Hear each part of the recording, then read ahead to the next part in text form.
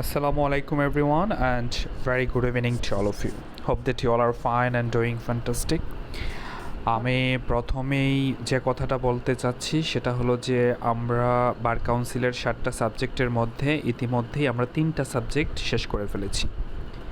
3টা সাবজেক্ট আমরা শেষ করেছি, আমরা সাবজেক্ট ওয়াইজ মডেল টেস্ট দিয়েছি এবং 3টা আইনের উপরে আমরা 100 মার্কসের মডেল টেস্ট দিয়েছি। And I would like to congratulate Afia আপু, সর্বোচ্চ মার্কস তিনি পেয়েছেন। এবং আমি এছাড়াও অনেককেই আমি দেখলাম যে আপনারা খুবই বুদ্ধিমানের মতো, বুদ্ধিমতির মতো যে কোশ্চেনগুলো আপনার কাছে মনে হয়েছে কনফিউজিং আপনারা সেটা অ্যাভয়েড করছেন। এটা খুবই জরুরি। কোশ্চেন কনফিউজিং, হালকা কনফিউজড বাট দিলে হয়তো হয়ে যাবে, এই লোভ সামলানোটা হলো এমসিকিউ কোশ্চেনের সবচেয়ে জরুরি। মাইন্ডেড। এবং আমি তাদেরকে ধন্যবাদ দিতে চাই। আমি দেখছি যে একজন 51 পাইছে, একজন 65 পাইছে, বাট তার ডিসিশানগুলো খুবই সুন্দর ছিল। সে কী করছে, সে 100টা কোশ্চেনের ভিতরে সে ডিসাইড করছে যে কোনগুলো সে অ্যান্সার করবে, কোনগুলো সে অ্যান্সার করবে না। সো যারা 100 মার্কসের কোশ্চেনের মডেল টেস্ট দিয়েছেন এবং যারা এই সিদ্ধান্তটা নিয়েছেন যে আমি কোনগুলো অ্যান্সার করব, কোনগুলো অ্যান্সার করব না, এর মাধ্যমে যারা পরীক্ষা দিয়েছেন সবাইকে আমি সাধুবাদ জানাই। আর পরবর্তী মডেল টেস্ট যারা দিবেন তারা অবশ্যই জুরিকনের আমি একটা আপডেট দিব, এখানে নাম্বার ভুল ছিল, আমি আপডেট একটা ওএমআর শিট দিয়ে দিব, সেটা আপনারা ফটোকপি করে সেটাতে পরীক্ষা দিবেন। আর আপনাদের সবার দৃষ্টি আকর্ষণ করতে চাই আমাদের চট্টগ্রাম ল টেম্পল কলেজের আয়েশা আপু, ওনাকে আমি আসলে অনেক ধন্যবাদ জানাই। আমি যখন বললাম যে আপনারা কেউ ওএমআর শিট ছাড়া পরীক্ষা দিবেন না, তখন উনি করছে কি, উনি হাতে ওএমআর শিট বানায় নিছে, আমি গ্রুপে দিছি আপনাদের হোয়াটসঅ্যাপ গ্রুপে। মানে স্পিড দেখেন কাকে বলে। উনি ফার্স্ট ইয়ারে আমার কাছে পড়ছে, সেকেন্ড ইয়ারে আমার কাছে পড়ছে, এবং সেকেন্ড ইয়ারে আমাদের 46 জন স্টুডেন্ট ছিল, সবাই সেকেন্ড ক্লাস। একটা জিনিস হলো সবাইকে নিয়ে এগিয়ে যাওয়ার ভিতরে যে একটা শান্তি, সেটা আমি এখানে পাইছি যে 46 জনের 46 জনই আপনার সেকেন্ড ক্লাস। এবং আমি আশাবাদী সামনের দিনগুলোতেও আমাদের যারা বেজ আছে তারাও সেই ধারা অব্যাহত রাখবে। এখন আর কথা বাড়াবো না, আপনারা সবাই মডেল টেস্টগুলো দিবেন। কারণ হলো যে আমরা যেমন বার কাউন্সিল অর্ডার আমরা শেষ করছি, সেটার সাবজেক্ট ভিত্তিক মডেল টেস্ট নিছি, তারপরে তামাদি আইন এবং আপনার সুনির্দিষ্ট প্রতিকার আইন আমরা শেষ করছি এবং কোশ্চেন অ্যানালাইসিস করছি, দেন আমরা মডেল টেস্ট দিছি, যার কারণে আমাদের এই সফলতা। এখন আমরা 7টা আইনের ভিতরে আমরা কোথায় আছি, সাক্ষ্য আইনে আছি, মানে চতুর্থ পত্র। আমরা কিন্তু অলরেডি অর্ধেকের উপরে আপনারা শেষ করে ফেলছেন। দ্যাট মিন্স কি, আপনাদের কনফিডেন্স গ্রো আপ হচ্ছে। এখন আমরা সাক্ষ্য আইন নিয়ে আমরা আজকে কি করব, আজকে আমরা সাক্ষ্য আইনের যে 100 কয়টা ধারা আছে কে বলতে পারবেন, দেখি কে 167। এক্সিলেন্ট। 167টা সেকশন সম্পর্কে আমরা একটা থ্রোলি ধারণা নিব। মানে হলো ক্লাসের ভিতরে আমি কিন্তু আজকে কোনো উত্তর আর নিব না, আপনারা সবাই জানেন। আজকে কি করব, শেষের দিক দিয়ে আমি জিজ্ঞেস করব, ঠিক আছে? যার যে কোশ্চেন আপনারা নোট ডাউন করে রাখবেন। বাট 167টা সেকশনের যে পার্টগুলো আছে আমি চেষ্টা করব ওভারঅল আজকে একটা আইডিয়া যেন আমরা নিয়ে যেতে পারি, এবং পরবর্তীতে আমরা পার্ট বাই পার্ট, অথবা যদি না হয় সেক্ষেত্রে আমরা যতটুকু আগানো যায় এতটুকু আমরা জানার চেষ্টা করব, ঠিক আছে? আচ্ছা, তো আসেন এখন এভিডেন্স অ্যাক্ট অথবা দ্য এভিডেন্স অ্যাক্ট 1872, এটা হলো আপনার ব্রিটিশ আমলের একটা আইন, তাই না? আমরা ইতিমধ্যেই পড়ানোর সময় আমরা জানি যে আমার এই 7টা আইনের ভিতরে কোনগুলো মূল আইন, কোনগুলো পদ্ধতিগত আইন, তাই না? মূল আইন কোনগুলো? হ্যাঁ, মনে রাখার সিস্টেমটা কি বলছি? সুদ। ইয়েস, সুদ। এই সুদ দিয়ে আমরা মনে রাখবো যে সুনির্দিষ্ট প্রতিকার আইন এবং দণ্ডবিধি। এর বাহিরে যেগুলো আছে সেগুলো হলো আপনার এই সাক্ষ্য আইনটা তাহলে কী টাইপের আইন? পদ্ধতিগত আইন। ইয়েস, পদ্ধতিগত আইন, ঠিক আছে? এখন আসেন, এই যে সাক্ষ্য আইনটা আছে এটার খসড়াটা করছিলেন হলো স্যার জেমস স্টিফেন। কে করছে? Sir James Stephen. আর দেখেন এটা প্রবর্তন হয়েছে কত তারিখে? 1872 সালের আইন তো আমরা জানি, এটা প্রবর্তন বা কার্যকর হয়েছে 1 সেপ্টেম্বর। বেসিক কোশ্চেন আসলে এগুলো আসবে। অধ্যায় কয়টা? এখানে টোটাল 11টা অধ্যায় আছে, 167টা ধারা। এই 11টা অধ্যায়ের মধ্যে সন্নিবেশিত। এখন আসেন, এটা কোথায় প্রযোজ্য? এটা দেওয়ানি এবং ফৌজদারি উভয় ক্ষেত্রে প্রযোজ্য। যেমন আপনাদেরকে যখন সুনির্দিষ্ট আইন এবং তামাদি পড়াইছি, তখন আমি একটা ট্রায়াঙ্গেলের কথা বলছি। এই ট্রায়াঙ্গেলটা কে বলতে পারবেন? সম্পর্কিত ট্রায়াঙ্গেল বলেন। সুনির্দিষ্ট প্রতিকার আইন, তামাদি আইন আর দেওয়ানি কার্যবিধি, এটা হলো ট্রায়াঙ্গেল। হ্যাঁ ফারহান আপু, দেওয়ানি কার্যবিধি। হ্যাঁ না, দণ্ডবিধি আর ফৌজদারি। সাক্ষ্য আইন আমি বললাম যে দেওয়ানি এবং ফৌজদারি উভয়ের ক্ষেত্রে প্রযোজ্য। উভয়ের ক্ষেত্রে প্রযোজ্য, দেওয়ানি এবং ফৌজদারি উভয়ের ক্ষেত্রে প্রযোজ্য। আমরা এইভাবে আমরা জানব কেন প্রযোজ্য। কারণ দেখেন, সাক্ষ্য আইনের আপনার 52 নম্বর সেকশন থেকে 55 নম্বর সেকশনে ওইখানে কী নিয়ে কথা আছে, ওইটা একটা পার্ট। ওইখানে কথা আছে চরিত্র নিয়ে। কী নিয়ে কথা আছে? চরিত্র। এখন দেওয়ানির ক্ষেত্রে ওই 52 থেকে 55-এর ভিতরে 52 এবং 55 নম্বর সেকশনে বলা আছে চরিত্রটা দেওয়ানির ক্ষেত্রে, দেওয়ানি টাইপের মোকদ্দমায় কীভাবে প্রাসঙ্গিক। আর ওই 52 থেকে 55, 53 এবং 54 নম্বর সেকশনে আছে যে কখন ফৌজদারির সঙ্গে প্রাসঙ্গিক। তাহলে এই সাক্ষ্য এবং সাক্ষীর যে ব্যাপারগুলো আছে এগুলো দেওয়ানি এবং ফৌজদারি দুইটার সঙ্গেই রিলেটেড। তাহলে আমি যদি মোটা দাগে মনে রাখতে চাই, তাহলে আমি এভাবে মনে রাখব যে আমার সাপোজ সুনির্দিষ্ট প্রতিকার আইনের 8 নম্বর ধারায় সত্য পাওয়া দরকার। এই সত্য পুনরুদ্ধার, সত্য পুনরুদ্ধারের জন্য 12 বছরের মেয়াদ থাকে, এর ভিতরে মামলা করতে হয়। ওটা কোথায়? তামাদি আইনে। আর এই সত্যটা পুনরুদ্ধারের ক্ষেত্রে আপনার যে পদ্ধতি সেটা হলো দেওয়ানি কার্যবিধি, the code of civil procedure. এই হলো 3টা আইনের ট্রায়াঙ্গেল। আর এই সাক্ষ্য আইন, সাক্ষ্য আইন দেওয়ানির সঙ্গে যেমন রিলেটেড, আবার ফৌজদারির সঙ্গেও রিলেটেড। সো আমাকে এই জিনিসটা মনে রাখতে হবে। আবার আমি ফৌজদারিতে চলে গেলাম, সেখানে আমার একটা বার এক পাশে হলো আপনার দণ্ডবিধি, যেখানে কিনা অপরাধ এবং অপরাধের সাজা সম্পর্কে বলা আছে, আর অন্য পাশে বলা আছে এই অপরাধ এবং সাজাটা কোন পদ্ধতিতে পাবে সেটা, আর সেইটার সাক্ষ্য বিষয়ক কিভাবে এই ঘটনাটা প্রাসঙ্গিক। একটা খুন হয়েছে, সেখানে চাক্কুটা কিভাবে প্রাসঙ্গিক হবে। তারপরে মনে করেন একটা মারামারি হয়েছে, সেখানে লাঠি দিয়ে মারছে, লাঠিটা কিভাবে এখানে প্রাসঙ্গিক। এই যে ব্যাপারগুলো আছে এইগুলো, এই প্রাসঙ্গিকতা, ঘটনার প্রাসঙ্গিকতা, তারপরে হলো যে আপনার এক্সপার্টাইজ, বিশেষজ্ঞের মতামত, তারপরে হলো আদালতকে কোন জিনিসগুলো আপনার দৃষ্টিগোচর করানোর প্রয়োজন নাই। যেমন আদালতকে বলার দরকার নাই যে মাননীয় আদালত, আমাদের বাংলাদেশের ভূখণ্ড কিন্তু এত কিলোমিটার এই সাইডে, মাননীয় আদালত আমাদের কিন্তু এই ছিটমহল নিয়ে অমুকের সঙ্গে বিরোধ চলতেছে। এগুলো তাকে বলার দরকার নাই, কারণ আদালত স্বপ্রণোদিতভাবে সেই জিনিসগুলো দৃষ্টিগোচরে নিতে বাধ্য। সকল আইন সম্পর্কে, আইনসভা সম্পর্কে, মানে পার্লামেন্ট সম্পর্কে, বাংলাদেশের ভূখণ্ড সম্পর্কে, বাংলাদেশের সাথে যদি অন্য কোনো দেশের বিরোধ থাকে, বাংলাদেশের যে সামরিক যুদ্ধবিধি বা যুদ্ধনীতি, সমুদ্রপথে স্থলপথে কী নিয়ম হবে, আইনজীবীদের নাম, কর্মকর্তা, সদস্য, আদালতের বিভিন্ন, আদালতকে বলার দরকার নেই আপনার, আদালতের বিভিন্ন সিলমোহর, তারপরে মনে করেন যে বাংলাদেশের জাতীয় পতাকা অথবা বিভিন্ন ধরনের সরকারি যে সিলমোহর আছে, তারপরে বাংলাদেশের যে ছুটির ব্যাপারে, বাংলাদেশের ভৌগোলিক যে সীমানা আছে সেটা, অথবা যে কোনো সরকারি পদের ব্যাপারে একটা নির্বাহী এক্সিকিউটিভ ম্যাজিস্ট্রেট তার একটা পরিপত্র আছে, সেটা আপনি আদালতকে মনে করেন যে আদালত এটা আগে থেকেই দৃষ্টিগোচর থাকবে। মানে হলো কোন বিষয়গুলো সম্পর্কে আপনার নিজে থেকে আদালতকে বলার প্রয়োজন নাই, যে সকল ঘটনা প্রমাণের প্রয়োজন নাই, এগুলো আগে থেকেই প্রমাণিত, আগে থেকেই আপনার কোর্ট সেগুলো জানবে। মৌখিক সাক্ষ্য, দালিলিক সাক্ষ্য, এগুলো কি হবে? ঠিক আছে, মৌখিক সাক্ষ্য এবং দালিলিক সাক্ষ্য এগুলো আসলে কেমন হবে?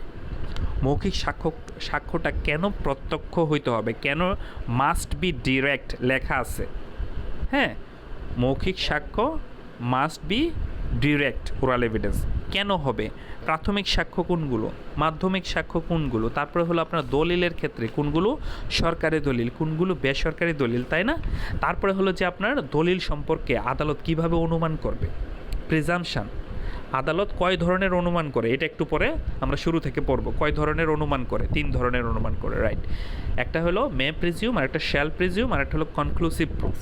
হ্যাঁ, তারপরে হলো যে আপনার প্রমাণের দায়িত্ব, আপনার কোন ক্ষেত্রে কে প্রমাণ করতে বাধ্য, কোন ক্ষেত্রে কে প্রমাণ করতে বাধ্য, একটা নির্দিষ্ট ঘটনা কেন নির্দিষ্ট ব্যক্তি প্রমাণ করতে হবে, ঠিক আছে, এই ব্যাপারগুলো, সন্তানের বৈধতা কীরকম হবে। তারপরে স্টেপল নিয়ে আমরা সেকেন্ড ইয়ারে পড়ছি যে স্টেপলের নীতি কী। স্টেপল মানে হলো স্বকার্যজনিত বাধা, কি মানে নিজের যে কাম করছে ওই কামের দ্বারা সে নিজে বাধা, সোজা কথা, মানে আপনার কথা বা কাজের দ্বারা যদি কারো ক্ষতি হয় সেটার জন্য আপনি দায়ী। তারপরে এই যে ব্যাপারগুলো আছে এগুলো আমরা দেখব। তারপরে দেখেন আপনার একজন মানুষ কে সাক্ষ্য দিতে পারবে, বোবা সাক্ষী কখন গ্রহণযোগ্য, কখন একটা বাচ্চার সাক্ষী গ্রহণযোগ্য হবে, এই ব্যাপারগুলো এখানে আছে, তাই না। তারপরে কি আছে, তারপরে আছে হলো আপনার কিভাবে জবানবন্দি নেবেন, কিভাবে জেরা করবেন, কিভাবে পুনঃজবানবন্দি করবেন, কিভাবে সিস্টেমটা হবে, এটার সিরিয়ালটা কি হবে, তাই না। আবার আমরা সেকেন্ড ইয়ারে আমাদের ব্রড কোশ্চেনে আসছিল ফাইনাল পরীক্ষাতে যে ইঙ্গিতবাহী প্রশ্ন কাকে বলে। তো ইঙ্গিতবাহী প্রশ্নটা আসলে আপনি কিভাবে করতে পারেন, এটা কত নাম্বার সেকশনে আছে, এটার বিভিন্ন ব্যাপারগুলো যে আছে এইগুলো সম্পর্কে, ঠিক আছে। জেরার ক্ষেত্রে আপনি কিভাবে কি করবেন এই জিনিসগুলো এখানে আছে। জেরার ক্ষেত্রে আপনার সীমাবদ্ধতা কতটুকু, কোন ক্ষেত্রে হোস্টাইল এভিডেন্স মানে বৈরী সাক্ষীর যে ব্যাপারটা আছে। এখন দেখেন এই যে ব্যাপারগুলো আছে, সাক্ষীর বিশ্বাসযোগ্যতা কিভাবে খণ্ডন করা যায়, তিনটা উপায়ে কিভাবে করা যায় এগুলো আছে। তারপরে কি আছে আপনার একদম শেষের দিকে আছে যে একজন মানুষের স্মৃতি পুনরুজ্জীবিত করা, হ্যাঁ, তাকে মনে করাই দেওয়া, অথবা একটা প্রশ্ন জিজ্ঞাসা বা দলিল উপস্থাপনের ক্ষেত্রে বিচারকের ক্ষমতা কতটুকু, হ্যাঁ, এই ব্যাপারগুলো নিয়ে আপনার সাক্ষ্য আইনে ইন ডিটেলস এই জিনিসগুলো যেগুলো কিনা আপনার দেওয়ানি এবং ফৌজদারির অপরাধ দুটো কোর্টের ক্ষেত্রেই সাক্ষ্য আইনটা ওতপ্রোতভাবে জড়িত।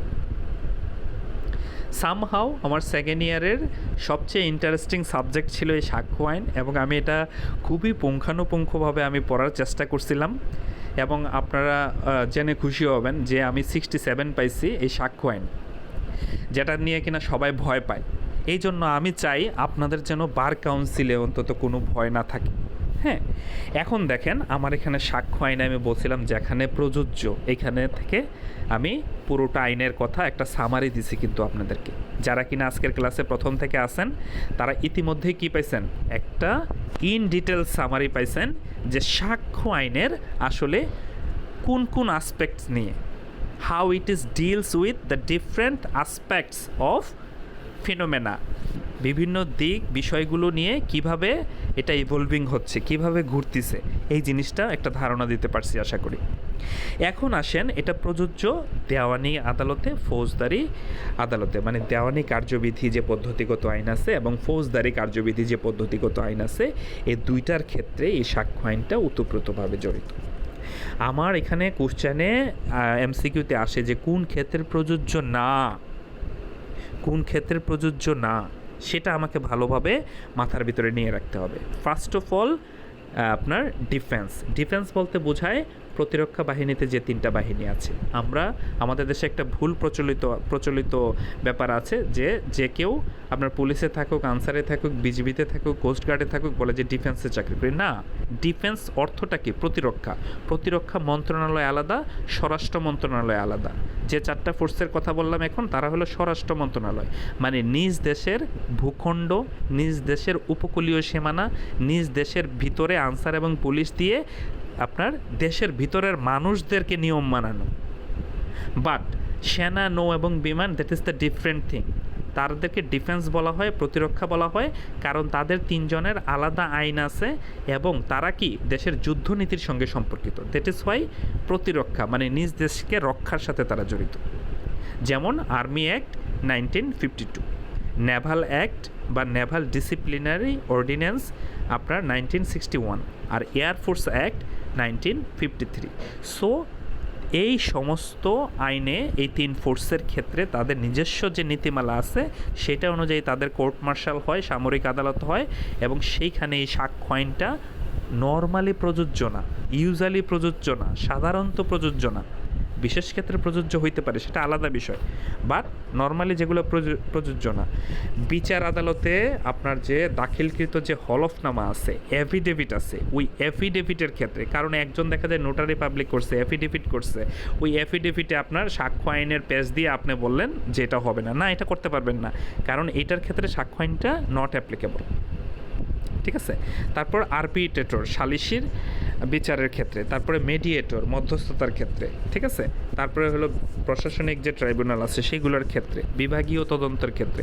সো এই জিনিসগুলো আপনাকে মনে রাখতে হবে যে কোন কোন ক্ষেত্রে সাক্ষ্য আইনটা অ্যাপ্লিকেবল না। এখন আসেন আমার নাম্বার সেকশন 3। সেকশন 3-তে কী বলা আছে? সেকশন 3-তে there have different kind of definition. আপনার সাক্ষ্য আইনের সঙ্গে আদালতটা কি, কখন ঘটনা, কখন সেটা প্রাসঙ্গিক ঘটনা, কখন বিচার্য বিষয়, হ্যাঁ, তারপরে দলিল, হ্যাঁ, সাক্ষ্য প্রমাণ, এগুলোর যে ডেফিনেশনগুলো আছে। হ্যাঁ, আদালত বলতে বোঝায় সকল বিচারক, সকল ম্যাজিস্ট্রেট। সকল বিচারক ম্যাজিস্ট্রেট কেন বলছে?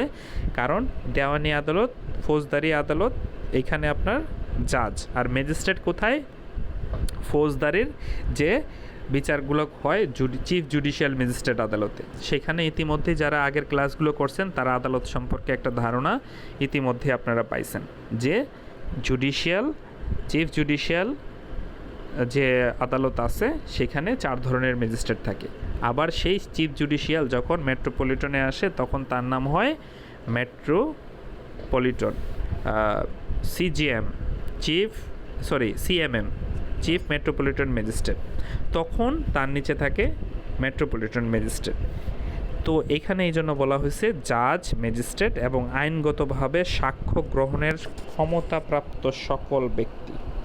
সাক্ষ্য গ্রহণের জন্য সরকার কর্তৃক আপনার যে কোনো ফার্স্ট ক্লাস অফিসারকে কি দিতে পারে?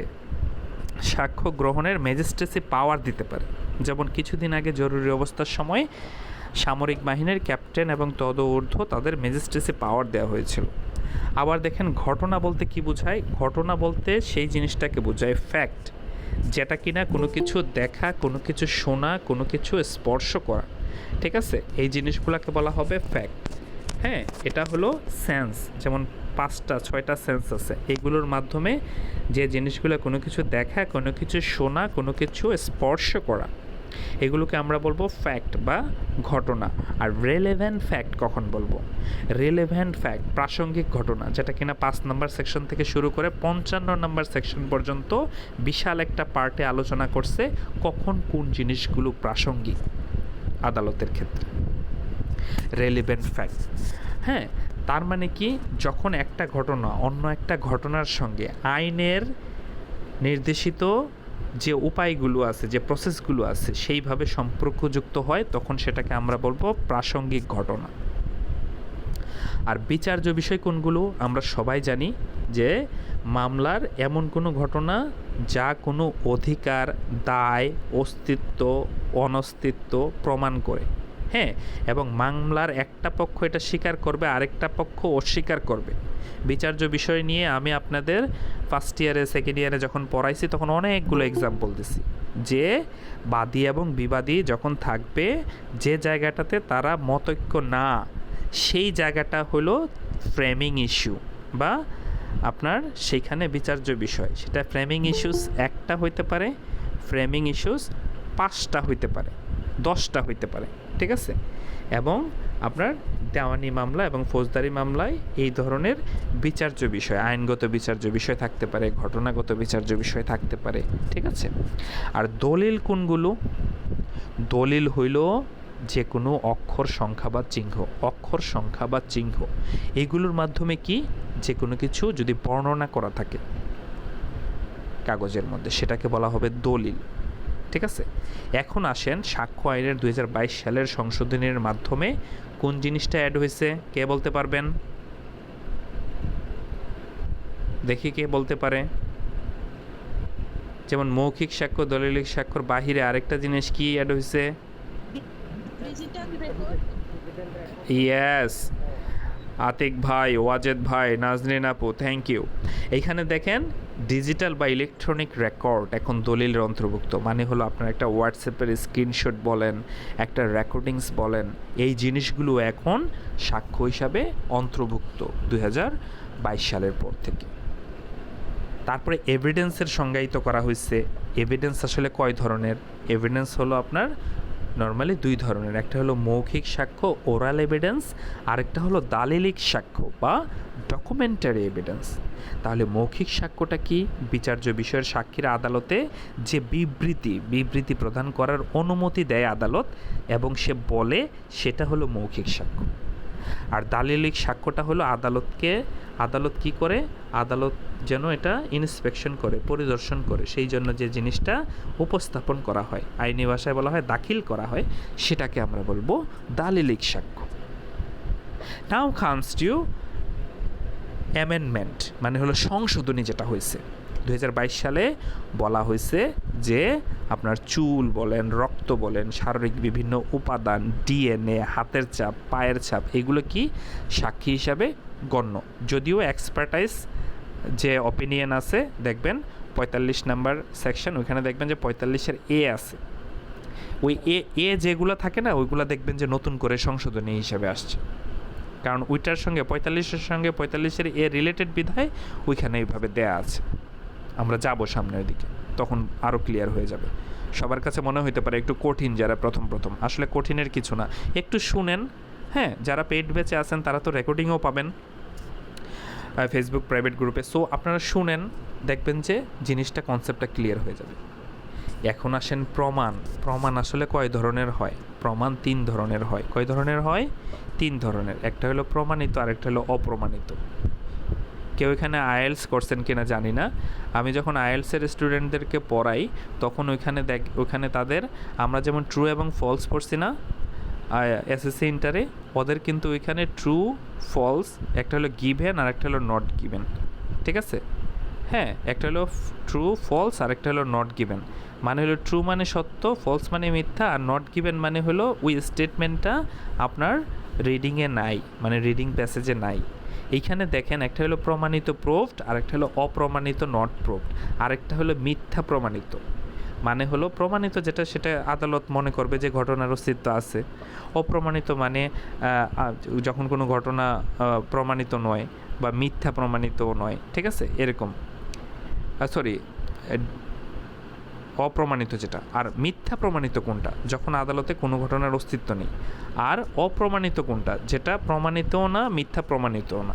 এইভাবে মনে রাখবেন। আবার বলি, প্রমাণিত মানে কোনো ঘটনাটির অস্তিত্ব আছে, মিথ্যা প্রমাণিত মানে হলো মাঝামাঝি, যেটা কিনা ঘটনাটির অস্তিত্ব নেই। আর অপ্রমাণিত হলো মাঝামাঝি, ঘটনা প্রমাণিতও না, মিথ্যা প্রমাণিতও না, ঠিক আছে? তাহলে প্রমাণিত, মিথ্যা প্রমাণিত আর হলো অপ্রমাণিত। প্রমাণ, প্রুফ 3 ধরনের, এইভাবে মনে রাখবেন। তারপরে দেখেন আপনার এখানে যেটা কিনা বলতেছিলাম যে 4 নাম্বার সেকশন, তাই না? যে আদালত কোনো একটা বিষয়বস্তু আসলে কিভাবে চিন্তা করবে, আদালত কোনো একটা বিষয়বস্তু কিভাবে চিন্তা করবে, আদালত কয়ভাবে চিন্তা করবে, কে বলতে পারবেন? হ্যাঁ, ওয়াজেদ ভাই বলেন তো 3টা কি? আমি শুরুতেই বলছিলাম।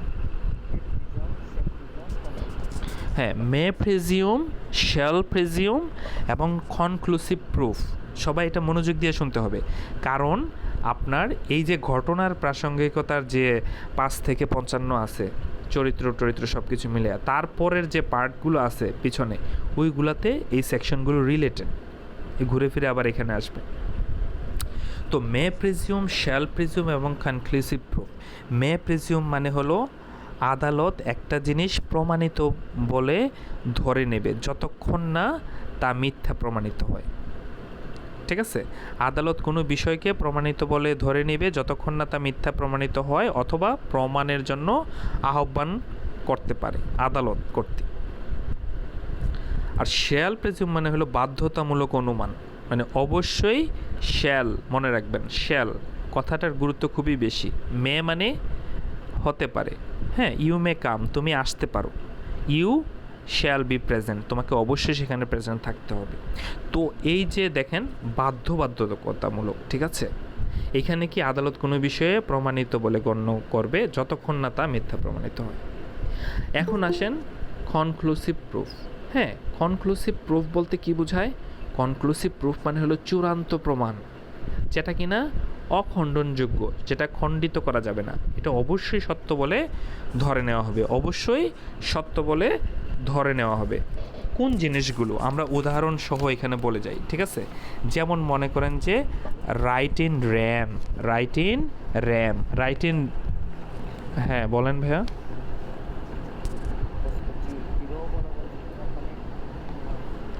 না বিবাহতে আমি পরে যাব। হ্যাঁ, আমি বিবাহ, ওইটা হলো আপনি যেটা বলছেন ওটা 112, 41 নম্বর সেকশন আর 112 নম্বর সেকশন, এই দুইটা হলো কনক্লুসিভ প্রুফ হিসাবে রিলেটেড। এখন দেখেন 41 নম্বর যে সেকশনটা আছে সেখানে 4টা জিনিসের কথা বলা আছে, যেমন উইল, দেউলিয়া মানে কি কোম্পানি যে দেউলিয়া হয়, নৌ বিভাগ আর হলো বিবাহ। এই জিনিসগুলোর ক্ষেত্রে আমরা ধরে নেব যে কোনো ব্যক্তির আইনগত পরিচয় প্রদানকারী বা তা থেকে বঞ্চিতকারী রায়, আদেশ বা ডিক্রি চূড়ান্ত প্রমাণ হিসাবে গণ্য হয়। এখন এইখানের এই বিষয়গুলো, 4টা বিষয়ের ক্ষেত্রে উইল, দেউলিয়া, নৌ বিভাগ এবং অ্যাডমিরালিটি যেটাকে বলা হয় আর হলো বিবাহ, এই 4টা ক্ষেত্রে এটা হলো অখণ্ডনযোগ্য। আরেকটা অখণ্ডনযোগ্য কি? 112 নম্বর সেকশন, 112 নম্বর সেকশন। 112 নম্বর সেকশনে কি বলা হয়েছে? বলা হয়েছে যে বৈবাহিক সম্পর্ক থাকাকালীন যোগাযোগ, আপনার সন্তানের বৈধতা যে বিবাহ বলবৎ থাকাকালে অথবা বিবাহ বিচ্ছেদের 280 দিনের মধ্যে কোনো সন্তান জন্মগ্রহণ করলে এ সময় মা অবিবাহিত থাকলে সেই সন্তান বৈধ বলে গণ্য হবে। হ্যাঁ, গণ্য হবে। এখন দেখেন এই দুইটা জিনিস এতদিন ধরে অখণ্ডনযোগ্য ছিল, বাট 112 নম্বর সেকশনটা কিন্তু এখন খণ্ডনযোগ্য। কেন খণ্ডনযোগ্য?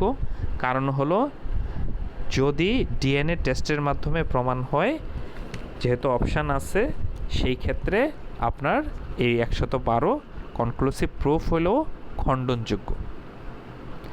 আর যেগুলো আছে যে মে প্রিজিউম এবং শ্যাল প্রিজিউমের যে ব্যাপারগুলো আছে, মে প্রিজিউম মানে হলো আপনার মনে করেন যে 86-88 নাম্বার সেকশনে ওখানে বলা আছে যে কোনগুলো আপনার মে প্রিজিউম হিসেবে গণ্য হবে।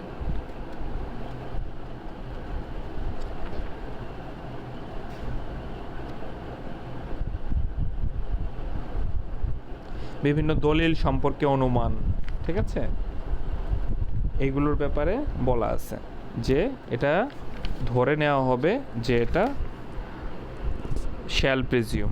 যেমন মনে করেন যে 79 থেকে 85 পর্যন্ত যে ব্যাপারগুলো আছে সেটা হইতে পারে আপনার একটা দলিলের সার্টিফাইড কপি, কোনো স্বাক্ষর রেকর্ড, ডিজিটাল যে কোনো গ্যাজেট, সরকারি ম্যাপ, তারপর মনে করেন আইনের বই, মুক্তারনামা, অ্যাটর্নি অফ পাওয়ার, ঠিক আছে, এগুলোর ক্ষেত্রে ধরে নেওয়া হবে কি যে এটা শ্যাল প্রিজিউম, ঠিক আছে। আর মে প্রিজিউম কোনগুলো? প্রথমটা যেটা সেটা হলো আপনার 30 বছরের পুরনো দলিল, মে প্রিজিউম। হ্যাঁ, তারপরে মনে করেন 5 বছরের পুরনো ডিজিটাল রেকর্ড, ঠিক আছে, এই জিনিসগুলো।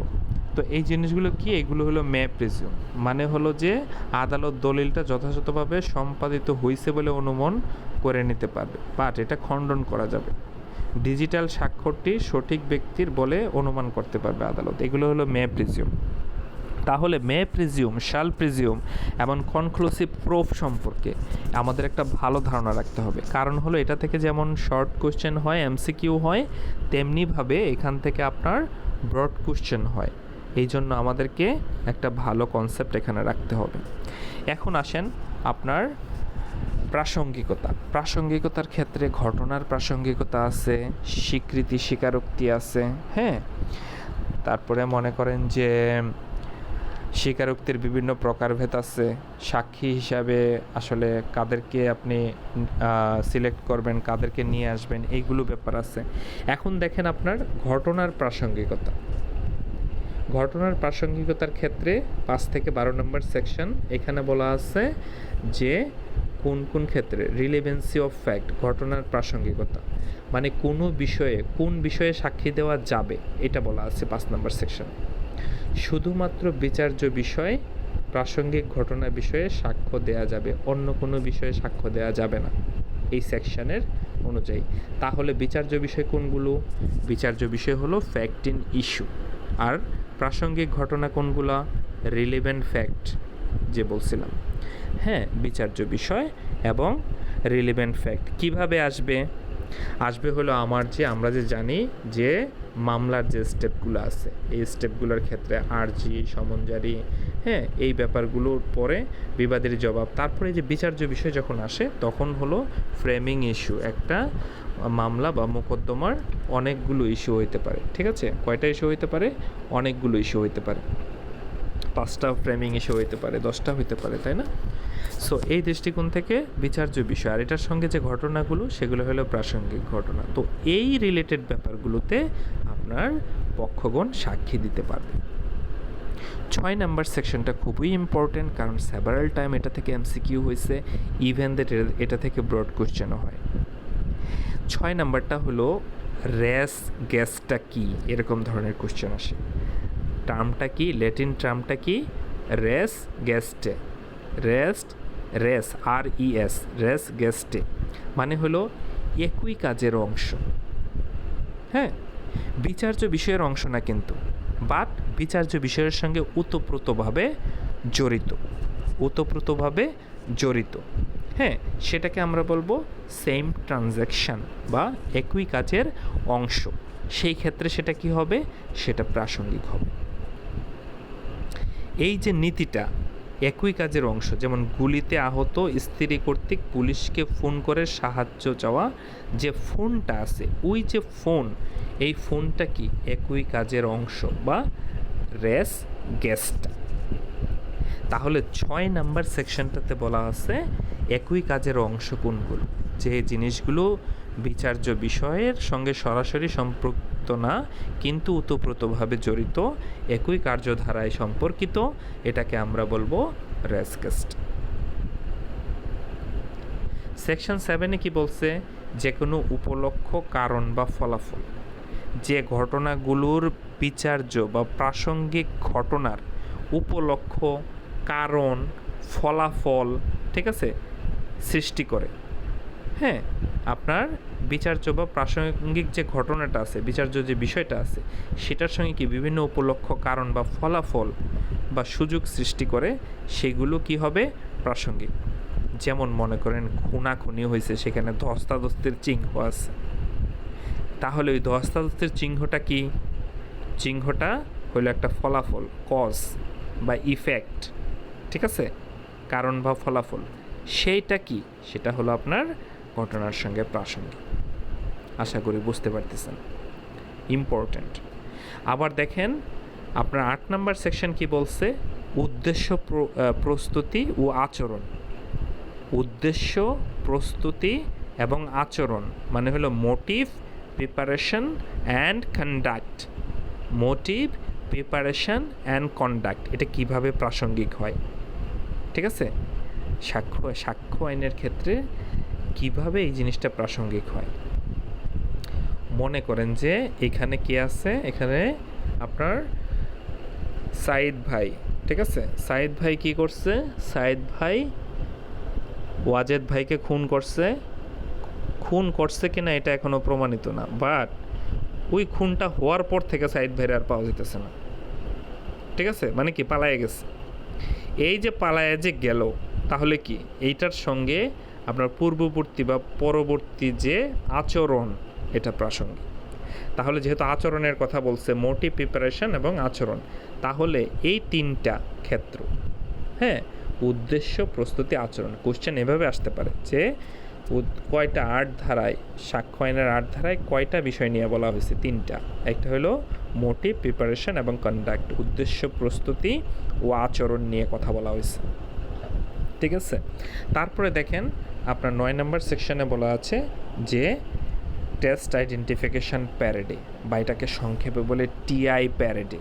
টিআই প্যারেডে মানে হলো একটা জিনিসকে আপনার শনাক্তকরণ মহড়া বা ব্যাখ্যাকরণ মহড়া, বিচার্য বা প্রাসঙ্গিক ঘটনা, ওই যে ফ্রেমিং ইস্যু, বিচার্য বা প্রাসঙ্গিক ঘটনাকে ব্যাখ্যা বা পরিচয় দানকারীর যদি কোনো ঘটনা প্রাসঙ্গিক হয়, ব্যাখ্যা বা পরিচয় দানকারী, যেমন মনে করেন শনাক্তকরণ মহড়া অবশ্যই ম্যাজিস্ট্রেটের উপস্থিতিতে হইতে হবে। আর ব্যক্তি বা বস্তু যখন শনাক্তকরণ করবে অথবা সময় স্থান নির্ধারণী ঘটনাটা যখন শনাক্তকরণ করা হবে মানে টিআই প্যারেডে, সেটা কি হবে, সেটা হলো বিচার্য বিষয়ের সঙ্গে প্রাসঙ্গিক। তারপরে আসেন অপরাধমূলক ষড়যন্ত্র।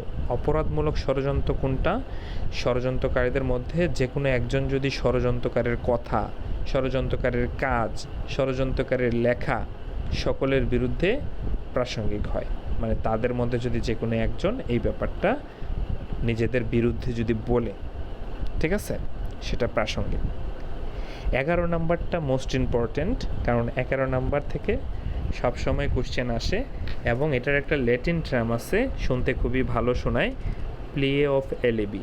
প্লিয়ে অফ এলএবি মানে হলো যে আসামি আছে সে আসলে ঘটনাটা যখন ঘটছে, মানে এটার মূল বাংলাটা হলো আরেক জায়গায় থাকার অজুহাত। হ্যাঁ, অন্যত্র উপস্থিত থাকার অজুহাত মানে হলো সে এখানে ছিল না।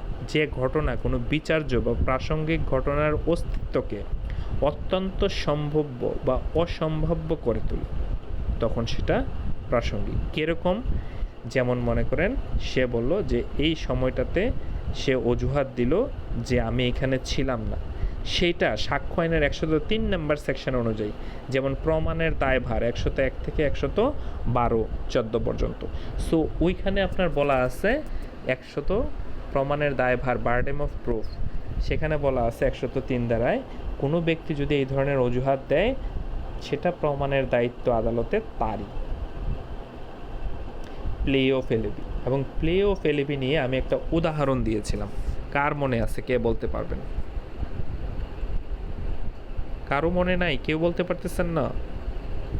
ভাইয়া প্লি অফ এলইবি বলতে হচ্ছে যে কোনো একটা জায়গায় অকারেন্স ঘটছে, সাপোজ চট্টগ্রামে অকারেন্স ঘটছে, যে টাইম অকারেন্স ঘটছে সেই টাইমে আমি চট্টগ্রামে ছিলাম হই না, আমি ছিলাম ঢাকা বা আমার ওয়ার্কিং স্টেশনে ছিলাম, সেটা যদি প্রুফ দেখাইতে পারি সেটাই মানে মানে সেটাকে মূলত প্লি অফ এলইবি হিসেবে গণ্য হবে। এক্সিলেন্ট আতিক ভাই, অনেক সুন্দর হয়েছে। একটা উদাহরণ দিতে পারবেন কিভাবে প্রমাণ করবেন? সাপোজ একটা মার্ডার হয়েছে, সেখানে আমাকে ইনভলভমেন্ট করছে বা আমাকে একিউজড করছে, তো সাক্ষী প্রমাণে দেখা যাচ্ছে যে আমি ওই টাইমে আমি ঢাকায় মানে আমার ওয়ার্কিং স্টেশনে আমার এখানে অ্যাটেন্ডেন্স আছে, ওই টাইমে যে আমি ওখানে চাকরিরত অবস্থায় ছিলাম, তাহলে সেটা আমি পরিত্রাণ পাবো। এক্সিলেন্ট। এখন আমরা সুন্দর আতিক ভাই, অনেক ভালো হয়েছে। হুম 2024 না 23-এ যেন হুম এই ধরনের একটা মামলা হয়েছিল, তখন যে ব্যক্তির নামে অভিযোগ করা হয়েছিল হুম উনি ঢাকাতে ছিলেন, উনি সরাসরি মিডিয়াতে চলে আসছেন যে না লাইভে। আমি এটাও আমি বলছিলাম, আমি এটাই খুঁজতেছি। হ্যাঁ, আমি এটাই শুনতে চাচ্ছিলাম, কারণ এটা আমি সেভারাল টাইম বলছি, লাইভে চলে আসতে হবে। ঠিক আছে, আরও কত কত প্রযুক্তি বের হবে, তখন আমাদেরকে ওইগুলো ইউজ করতে হবে। কারণ কি? কারণ এখন ডিজিটাল যে সাক্ষ্য আছে সবগুলোই কিন্তু আপনার সাক্ষ্য হিসাবে গ্রহণযোগ্য। আচ্ছা, এটা গেল ক্ষতিপূরণ নির্ধারণ। ঠিক আছে, ক্ষতিপূরণ নির্ধারণের যে ব্যাপারটা আছে, কোনো মামলায় ক্ষতিপূরণের পরিমাণ নির্ধারিত করতে হয়, সেই পরিমাণ নির্ধারণের সহায়ক সকল ঘটনা প্রাসঙ্গিক। মানে হলো কোনো মামলায় দেওয়ানির ক্ষেত্রে যে মামলায় ক্ষতিপূরণের পরিমাণ নির্ধারণ করা জরুরি বা করতে হয়, সেই পরিমাণ নির্ধারণের ক্ষেত্রে যদি কোনো ঘটনা সেটা নির্ণয় করতে সহায়ক হয়, সেটা কি হবে? সেটা বিচার্য বিষয়ের সঙ্গে প্রাসঙ্গিক হবে। এটা হলো আপনার প্রাসঙ্গিকতা, ঘটনার প্রাসঙ্গিকতা। বিভিন্ন ঘটনা কিভাবে প্রাসঙ্গিক, এইটা 5 নম্বর থেকে 12 নম্বর সেকশন পর্যন্ত বললাম। আপনারা রেকর্ডিংটা শুনতে হবে, ঠিক আছে? তাহলে দেখবেন যে ক্লিয়ার হয়ে গেছেন। এবং আপনারা যদি ছোট ছোট করে লিখে রাখেন, যে কাজটা আমি করার চেষ্টা করি, যেমন মনে করেন 5 নম্বর সেকশনটা সেটা হলো বিচার্য বিষয় এবং প্রাসঙ্গিক ঘটনা নিয়ে বলছে। 6 নম্বর সেকশনটা জাস্ট রেস গেস্টটা লিখে রাখবেন, তাহলে দেখবেন মাথার ভিতরে সব চলে আসছে যে এই ল্যাটিন টার্মটা নিয়ে যেন কী বলছিল জিলানি ভাই। হ্যাঁ, তারপরে দেখেন 7 নম্বরে হলো 3টা উপলক্ষ, কারণ, ফলাফল। উপলক্ষ, কারণ, ফলাফল। খুন করছে দস্তাদস্তের চিহ্ন, সেটা কিভাবে প্রাসঙ্গিক, সেটা হলো ওই কারণ বা ফলাফলের ভিতরে পড়ে। এই 3টা জিনিস, উপলক্ষ, কারণ, ফলাফল, ধারা 7। এই 7 থেকে যদি আসে, অপশান যদি 4টা থাকে, তাহলে এই 4টার ভিতরে এই 3টা দেয়া থাকবে, তারপরে লাস্টে লেখা থাকবে সবগুলোই, ঠিক আছে? তারপরে দেখেন 8 নম্বর সেকশন, উদ্দেশ্য, প্রস্তুতি, আচরণ। উদ্দেশ্য, প্রস্তুতি, আচরণ, মোটিভ, প্রিপারেশন, কন্ডাক্ট, ঠিক আছে? তারপরে হলো টিআই প্যারেডে, টিআই প্যারেডে, ঠিক আছে? যে কোনো ঘটনা, হ্যাঁ, সময়, স্থান কীভাবে বর্ণনা করে প্রাসঙ্গিক করা হয়। তারপরে হলো যে অপরাধমূলক ষড়যন্ত্র, ষড়যন্ত্র যে কোনো কথা কাজ লেখা, কথা কাজ লেখা যেটার সকলের বিরুদ্ধে হয়। তারপরে মনে করেন প্লি অফ এলএবি, এটা তো সবাই ভালো পারবেন, কারণ যে ঘটনাগুলো আমরা আলোচনা করলাম। আর ক্ষতিপূরণ নির্ধারণের ক্ষেত্রে 12, মানে হলো ক্ষতিপূরণ নির্ধারণের সহায়ক যদি কোনো ঘটনা থাকে সেটা প্রাসঙ্গিক হবে বিচার্য বিষয়ের সঙ্গে। খুব সহজ। তারপরে দেখেন স্বীকৃতি ও স্বীকারোক্তি, মোস্ট ইম্পর্ট্যান্ট। কারণ হলো এটা নিয়ে শুধুমাত্র সাধারণ মানুষ কাজ করে, পুলিশ কাজ করে, আদালত কাজ করে, মানে সবার সঙ্গে ওতপ্রোতভাবে জড়িত, যে কখন স্বীকৃতি, কখন স্বীকারোক্তি, কখন স্বীকৃতি এবং কখন স্বীকারোক্তি। ইভেন দ্যাট আপনার বার কাউন্সিল রিটেন যে কোশ্চেনটা আছে, সেই রিটেন কোশ্চেনেও এই স্বীকৃতি এবং স্বীকারোক্তি নিয়ে আপনার কোশ্চেন আসে। আর এই যে আপনার বলছিলাম যে সেকশন 6 এবং সেকশন 8, এই সেকশন 6 এবং সেকশন 8 যে আপনাদেরকে বললাম যে 6 নম্বরে ছিল রেস গেস্টটা, আর 8 নম্বরে ছিল উদ্দেশ্য, প্রস্তুতি, আচরণ। এটা নিয়ে একটা ব্রড কোশ্চেন আসছে সাক্ষ্য আইনের 15 মার্কসের ভিতরে 7 মার্কসই ছিল, 8 মার্কস ছিল এই কোশ্চেন, মৃত্যুকালীন ঘোষণা এবং এই দুইটা সেকশন নিয়ে 15টা মার্কসের কোশ্চেন হয়েছে, মানে রিটেনের। আচ্ছা, তারপরে দেখেন স্বীকৃতি ও স্বীকারোক্তি। স্বীকৃতি ও স্বীকারোক্তি বলতে আসলে আমরা কি বুঝি? একটা হলো অ্যাডমিশন আর একটা হলো কনফিশন। হ্যাঁ, ভালোভাবে মনে রাখতে হবে, একটা হলো অ্যাডমিশন আর একটা হলো কনফিশন। অ্যাডমিশনটা হলো স্বীকৃতি আর কনফিশনটা হলো স্বীকারোক্তি, মানে একটা জিনিসকে স্বীকার করা, স্বীকার করা, স্বীকার করা থেকে আসছে স্বীকারোক্তি, দোষ স্বীকার করা আর স্বীকৃতি দেয়া। যেমন স্বীকৃতি বলতে আসলে আমরা কি বুঝি সেটা কোথায় বলা আছে, সেটা সেকশন 17তে বলা আছে। সেটা আপনার মৌখিক বিবৃতি হইতে পারে, দালিলিক হইতে পারে, অথবা ডিজিটাল যেহেতু হইতে পারে। এই 3টা কিভাবে মনে রাখবেন? স্বীকৃতি, মৌখিক, দালিলিক, ডিজিটাল। এই যে বিচার্য বিষয় বা প্রাসঙ্গিক ঘটনা, মানে হলো যে ফ্যাক্ট ইন ইস্যু অথবা রিলেভেন্ট যে ফ্যাক্ট আছে, এইগুলোর সম্পর্কে যে কোনো অনুমান তৈরি করে বা ইঙ্গিত তৈরি করে, এই জিনিসটা প্রয়োগ কোথায় হয়? ফৌজদারিতেও হয়, দেওয়ানিতেও হয়, ঠিক আছে? আচ্ছা, তারপরে দেখেন স্বীকৃতি এবং স্বীকারোক্তির মধ্যে সম্পর্ক। তাহলে কনফিউশন শুরু হয়েছে 24 নম্বর সেকশন থেকে, আর স্বীকৃতি শুরু হয়েছে 17 থেকে। মনে রাখবেন 17 থেকে স্বীকৃতি আর 24 থেকে 28 পর্যন্ত স্বীকারোক্তি। এখন দেখেন এই যে স্বীকৃতি এবং স্বীকারোক্তির ভিতরে সম্পর্ক কী? সম্পর্ক হলো সকল স্বীকারোক্তি স্বীকৃতি, মানে সকল কনফিউশনই হলো অ্যাডমিশন, কিন্তু সকল অ্যাডমিশন কনফিউশন না, মানে সকল স্বীকৃতি স্বীকারোক্তি না। হ্যাঁ, কারণ হলো স্বীকারোক্তি শুধুমাত্র ফৌজদারি মামলার দোষ স্বীকারের সাথে সম্পর্কিত। ফৌজদারি মামলার দোষ স্বীকার করছে ম্যাজিস্ট্রেটের কাছে, যখন আপনার ফৌজদারি মোকদ্দমায় যখন ম্যাজিস্ট্রেট ফৌজদারি কার্যবিধির 200 নম্বর সেকশন অনুযায়ী যখন জবানবন্দি নেবে, তখন যদি সে কনফিউশন করে, ওই স্বীকারোক্তি কথা বলা হয়েছে, যে স্বীকারোক্তি শুধুমাত্র ফৌজদারি মামলায় দোষ স্বীকার সম্পর্কিত, কিন্তু স্বীকৃতিটা দেওয়ানি ফৌজদারি উভয় ক্ষেত্রে হইতে পারে। 18 নম্বর সেকশনে আছে যে কারা স্বীকৃতি দিতে পারেন। এই স্বীকৃতি অ্যাডমিশন কারা দিতে পারেন? খুবই সহজ, মামলার যে পার্টি আছে, পক্ষগণ, বাদী হইতে পারে, বিবাদী হইতে পারে। তাহলে কি পক্ষগণ বা তাদের প্রতিনিধি, মানে মামলার যে পার্টি আছে যে কোনো এক পক্ষ, হ্যাঁ, অথবা তাদের প্রতিনিধি। আরেকটা হলো এই মামলার বিষয়বস্তুতে যার ইন্টারেস্ট আছে, মানে স্বার্থ আছে, সেই টাইপের ব্যক্তি। আর কি? আর হলো প্রতিনিধিত্বমূলক মামলা। প্রতিনিধিত্বমূলক মামলা মানে যে আছে সে নাই, বাট প্রতিনিধি হিসাবে যখন মোকদ্দমা চালাচ্ছে সেই ক্ষেত্রে বাদী বা বিবাদী তারা স্বীকৃতি দিতে পারবে। ঠিক আছে। 22 নম্বর সেকশনে বলা আছে দলিলের বিষয়বস্তু সম্পর্কে মৌখিক স্বীকৃতি। মানে হলো দলিলের বিষয়বস্তুর ক্ষেত্রে মৌখিক স্বীকৃতিটা কিন্তু প্রাসঙ্গিক না, বাট ব্যতিক্রম কখন? যখন কোনো পক্ষ মাধ্যমিক সাক্ষ্য দেওয়ার অধিকার লাভ করবে আদালত কর্তৃক অনুমতি দেওয়া হবে, অথবা যখন দলিলের সত্যতা নিয়ে প্রশ্ন উঠবে, সেই ক্ষেত্রে মৌখিক স্বীকৃতি গ্রহণযোগ্য।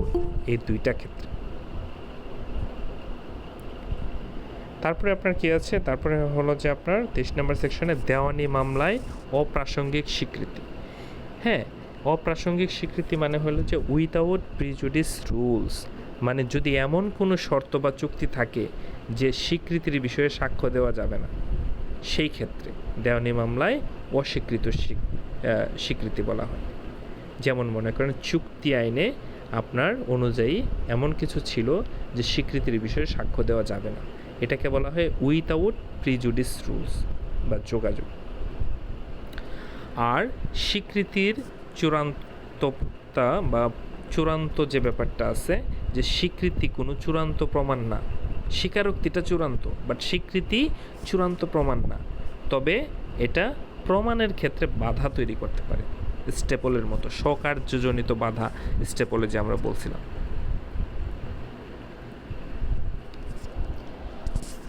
আর স্বীকারোক্তিটা কি, কনফিউশন যে ব্যাপারটা আছে এটা বলার মাধ্যমে আমরা আজকে শেষ করব, ঠিক আছে?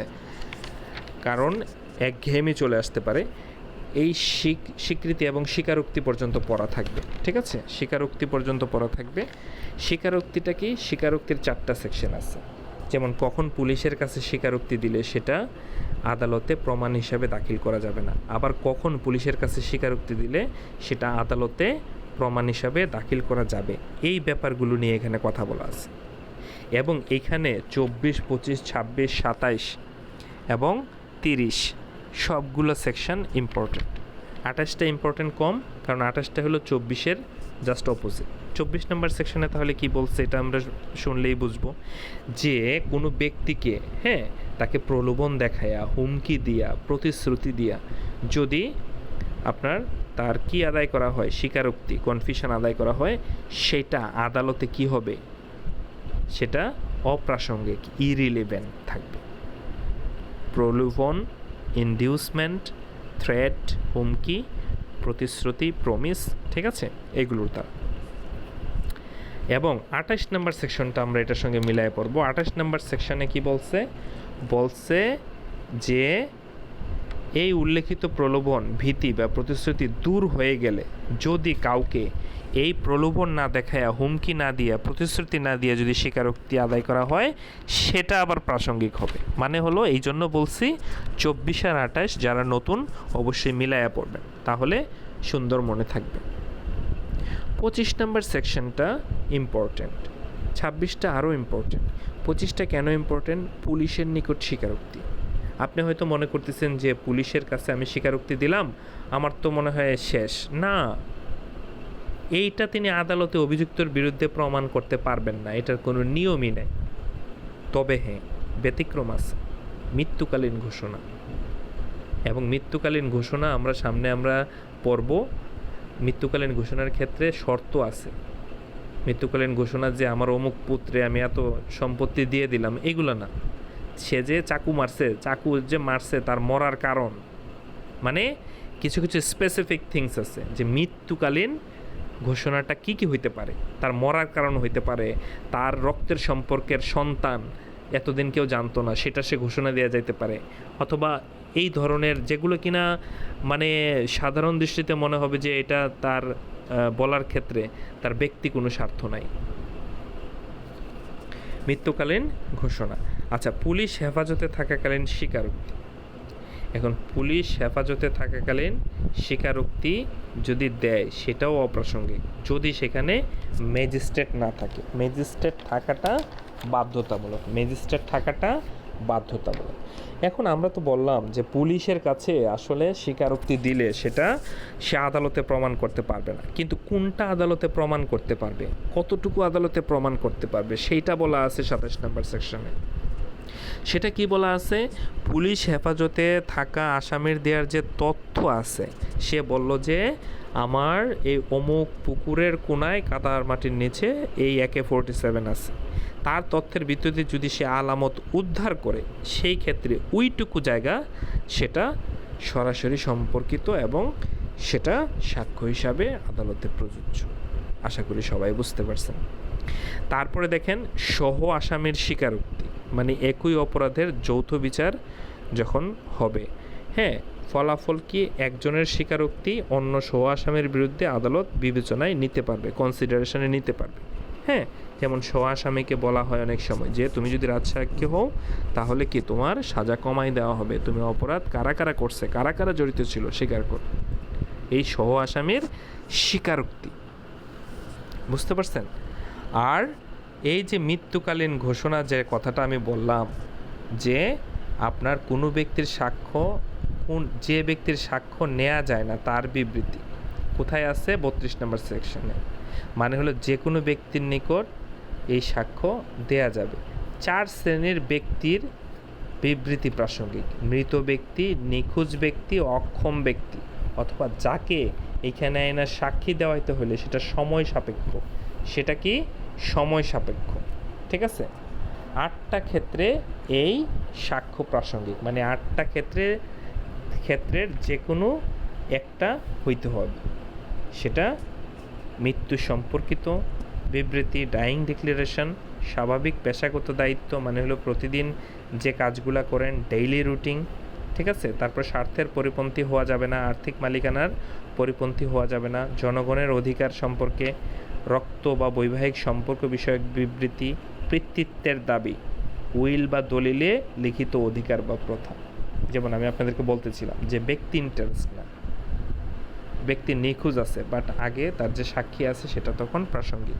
একজন ব্যক্তি অক্ষম, হাঁটতে পারে না, চলতে পারে না, তার যে সাক্ষীগুলো আছে সেগুলো প্রাসঙ্গিক। হ্যাঁ, এইগুলো। আর মৃত্যুকালীন ঘোষণার ক্ষেত্রে অবশ্যই আপনাকে মনে রাখতে হবে যে বিষয়বস্তুটা কি হইতে হবে? মৃত্যুর কারণ বা মৃত্যু সংক্রান্ত পারিপার্শ্বিক পরিস্থিতিটা, এটা দেওয়ানি এবং ফৌজদারির উভয়ের ক্ষেত্রে প্রাসঙ্গিক।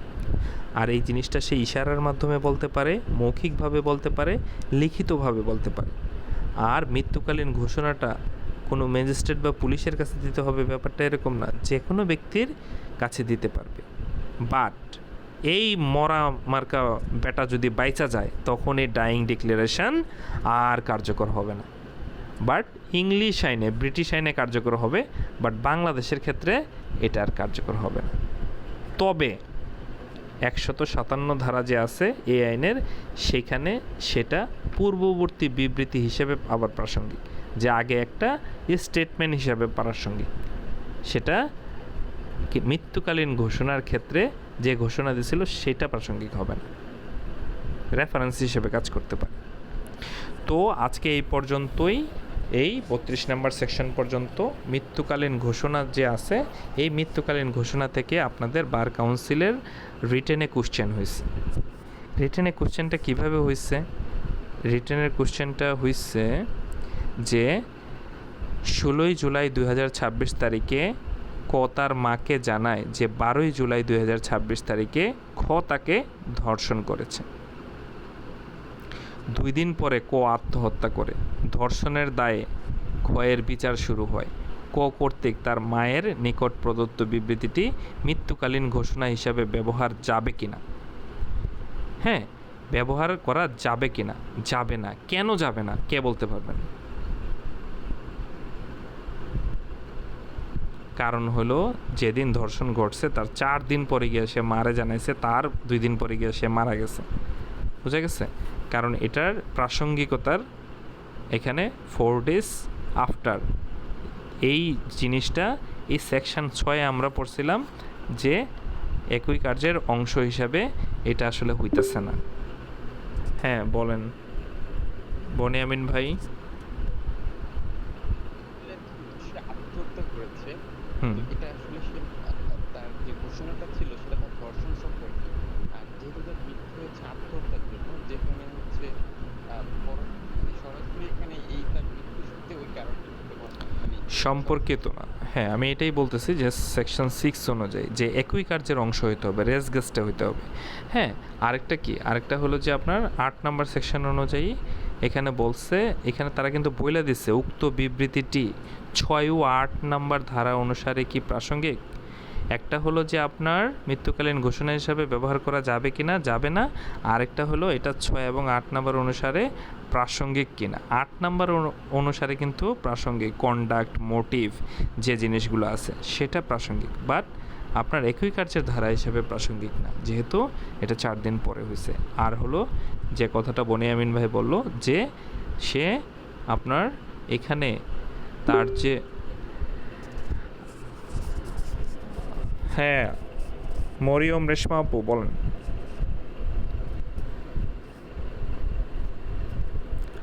মরিয়ম আপু হাত তুলছেন, কিছু বলতে চাচ্ছেন? ভাইয়া সেকেন্ড ইয়ারের ব্যাচে আমি অ্যাড হতে চাচ্ছিলাম।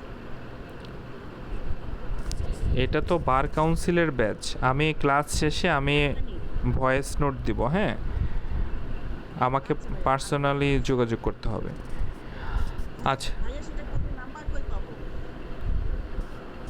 আমি এই গ্রুপেই দেখবেন যে অ্যাডমিনে আছি, জরিকন লেখা আছে। হ্যাঁ আমি ক্লাস শেষে ক্লাসের রিভিউ চাবো সবার কাছে যে ক্লাস কেমন হয়েছে, আপনার মেসেজ সেকশন খুলে দেব একটু পরে। হ্যাঁ আচ্ছা ভাইয়া ঠিক আছে।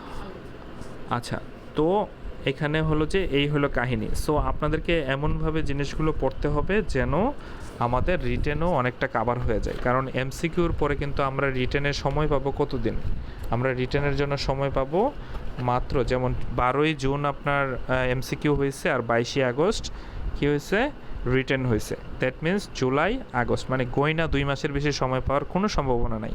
এমনভাবে পড়তে হবে যেন আমার রিটেনটা অনেকটা কাভার হয়ে যায়। আমি শুধুমাত্র যে ডাইং ডিক্লারেশনের ক্ষেত্রে অথবা 8টা ক্ষেত্রে বিবৃতি প্রাসঙ্গিক, এই 8টা ক্ষেত্রের ভিতরে আমাকে আবদ্ধ থাকলে চলবে না। অথবা 4 শ্রেণীর ব্যক্তির বিবৃতি প্রাসঙ্গিক, এই 4 শ্রেণী কে কে এটা আমাদেরকে জানতে হবে। মৃত ব্যক্তি, নিখোঁজ ব্যক্তি, অক্ষম ব্যক্তি, অথবা যাকে হাজির করা সময় সাপেক্ষ, ব্যয়বহুল, এই জিনিসগুলো, এইগুলো যদি আমরা যদি এখন থেকে যদি নখদর্পণে রাখি, ইনশাল্লাহ আমাদের রিটেনের ক্ষেত্রে বেশি একটা ব্যাক পাইতে হবে না। আর সবচেয়ে ইন্টারেস্টিং ব্যাপার হলো, আপনারা সবাই জানেন বয়স নিয়ে একটা তোড়জোড় চলতেছে, যেটা কিনা কখনোই হবে না দেখাই, যেহেতু আইন পেশাটা একটা ওপেন পেশা এবং পারিপার্শ্বিক এই উপমহাদেশে এবং বিশ্বের কোথাও এটার কোনো বয়স রেস্ট্রিকশন নাই, সেই দৃষ্টিকোণ থেকে এটা সম্ভব না। সেই জন্য তারা রিটেন কোশ্চেনটা এমনভাবে টাফ করছে যেন যারা কিনা মানে থিওরিটিক্যালি ভালো ধারণা রাখে এবং কোর্ট প্র্যাকটিস মোটামুটি করছে, তারাই যেন অ্যান্সার করতে পারে এমনভাবে কোশ্চেনটা করা হয়েছে। কারণ এইবারের রিটেন কোশ্চেনটা সম্পূর্ণ ব্যতিক্রম। যারা ধারণা না, এটা নিয়ে টেনশন করার দরকার নাই, কারণ এটা ইমপ্লিমেন্ট হওয়া টোটালি পসিবল না। হ্যাঁ এটা দেখবেন শুধুমাত্র চট্টগ্রাম কলেজের এটা নিয়ে কিছু আছে যারা কিনা একটু লাফালাফি করতেছে, বাট হওয়া উচিত কি, সবাইকে ঠান্ডা মাথায় চিন্তা করতে হবে। হ্যাঁ প্রশ্ন কঠিন করুক, যোগ্য মানুষরা উঠে আসুক, ঠিক আছে, পড়াশোনা করে যোগ্য মানুষ সে যে কোনো বয়সে উঠে আসতে পারে। হ্যাঁ আচ্ছা তো আমরা আজকে এই পর্যন্তই। আগামীকালকে আমরা চেষ্টা করব, এই মাসে আসলে কয়দিন আছে, এই মাসে আমরা ক্লাস করতে পারবো হার্ডলি 2 থেকে 3টা। সো আমরা চেষ্টা করব এই মাসের ভিতরে যদি আমরা সাক্ষ্য আইনটা শেষ করতে পারি, অথবা আগামী মাসের ফার্স্ট উইকের ভিতরে সাক্ষ্য আইনটা আমরা শেষ করে আমরা যদি এই 4টা আইনের মডেল টেস্টটা দিয়ে দিতে পারি, তাহলে হবে কি, আমাদের তারপরে আমরা পড়ব দণ্ডবিধি, ফৌজদারি, দেওয়ানি, এবং আমাদের মাস থাকবে সেপ্টেম্বর, অক্টোবর, নভেম্বর, ডিসেম্বর। কারণ আমরা প্ল্যান নিয়েছি ডিসেম্বরের ভিতরে আমরা শেষ করে আমরা থ্রুলি মডেল টেস্টে চলে যাব, কারণ পরীক্ষা হওয়ার সম্ভাবনা অবশ্যই ফেব্রুয়ারি মার্চের আগে আপনার সার্কুলার আসবে না, এটা মোটামুটি শিওর। কারণ হলো যে আপনার মিনিমাম 1.5 থেকে 2 মাস লাগবে রিটার্নের রেজাল্ট হইতে। দ্যাট মিনস সেপ্টেম্বর, অক্টোবর, নভেম্বরে হবে। তারপরে ভাইবা বোর্ড যখন হবে সেটা জানুয়ারি পর্যন্ত চলে যাবে। সো বাংলাদেশের ইতিহাসে কখনোই একই ইয়ারে বারবারই ঘোষণা দিয়েছে 2টা পরীক্ষা নেবে, 25-এও দিছিল, বাট এটা সম্ভব হয় নাই, আপনারা সবাই বুঝতেছেন। সো এমনভাবে প্রিপারেশন নিতে হবে যেন আল্লাহ যদি আমাদের নসিবে রাখে আমরা যেন ফার্স্ট টাইম সবাই বার কাউন্সিল কোয়ালিফাই করতে পারি। সো আজকে আর কথা বাড়াবো না, আজকে এই পর্যন্তই শেষ করব।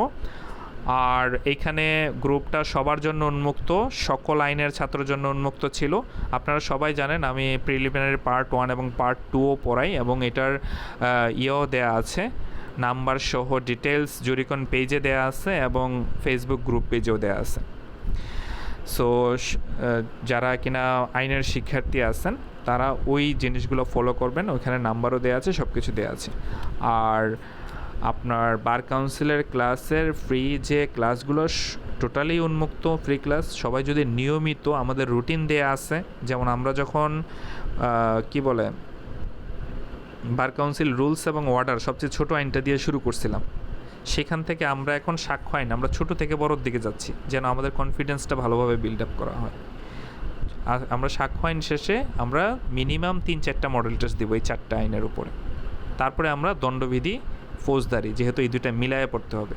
আর দেওয়ানির কিন্তু 2টা পার্ট আমরা অলরেডি আলোচনা করে ফেলছি, যে সুনির্দিষ্ট প্রতিকার আইন আর তামাদি, তাই না, ছোট ছোট অংশটা।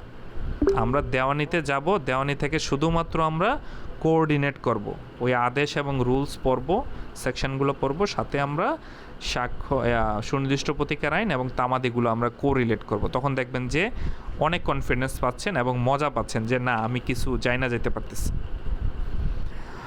আর কারো কোনো কোশ্চেন আছে? বলেন।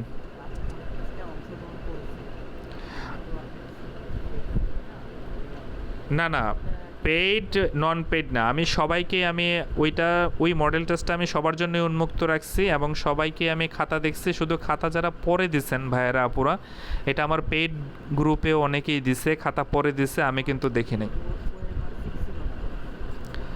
হ্যাঁ, এই তো, এটা তো বলবেন, কারণ দেখেন আজ পেইড ব্যাচেও এখানে অনেকেই আছে পেইড ব্যাচ বলতে যারা রেকর্ডিং ফ্যাসিলিটিগুলো পাচ্ছেন এবং অন্যান্য দিক নির্দেশনাগুলো পাচ্ছেন, এটাই ফ্যাসিলিটি। আর এখানে যে ব্যাপারটা আছে সেটা হলো যারা কিনা ওএমআর ফলো করতেছেন না, কারণ আমার পক্ষে আসলে ওএমআর ছাড়া আমার পক্ষে দেখাটা আসলে সম্ভবই না।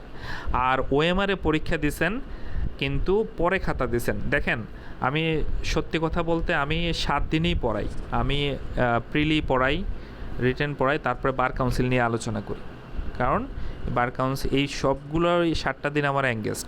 সো আমার দেখা যায় যে তার বাহিরে আপনি যখন পরে খাতাটা দেন তখন ওইটা আমি দেখব করে আমার আর দেখা হয় না। সো এটা আমাকে আর কেউ দোষ দিতে পারবেন না। নেক্সট টাইম আপনারা একটা কাজ করবেন, আমি ওএমআরের নাম্বার ভুল ছিল, সিরিয়াল নাম্বার বেশ কয়েকটা, সো আমি কারেকশন করে আপনাদেরকে গ্রুপে দিয়ে দিব। আপনারা যে কাজটা করবেন সেই ওএমআরটা আপনারা অবশ্যই পরীক্ষা দিবেন এবং পরীক্ষাটা অবশ্যই ইন টাইমে দেওয়ার চেষ্টা করবেন। সবার কাছে আমার এটা রিকোয়েস্ট, এটা আসলে আপনাদের জন্যই, ঠিক আছে? সো ওয়াজেদ ভাই, আমাকে দোষ দিয়ে লাভ নেই, ঠিক আছে? আচ্ছা, হ্যাঁ, এটা আমি নেক্সট পরীক্ষার আগে অবশ্যই দিয়ে দেবো। আর কারো কোনো কোশ্চেন আছে কিনা? না থাকলে আজকে এখানেই শেষ করতে চাচ্ছি।